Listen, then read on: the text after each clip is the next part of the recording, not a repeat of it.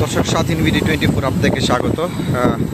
ঢাকা আরিচা মহাসড়কের নবীনগর থেকে সাভারগামী যে লেনটি রয়েছে, সেখানে কিন্তু একটি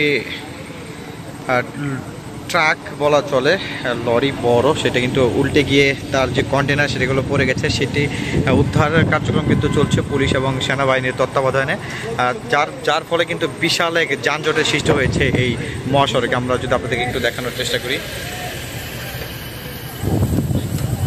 দেখুন তীব্র যানজটের সৃষ্টি হয়েছে। অর্থাৎ নবীনগর থেকে সাভারগামী যে গাড়িগুলো রয়েছে তারা কিন্তু একবারে থেমে রয়েছে, রাস্তা বন্ধ করে কিন্তু এই উদ্ধার কাজ চলছে। আমি যদি আপনাদেরকে একটু দেখানোর চেষ্টা করি,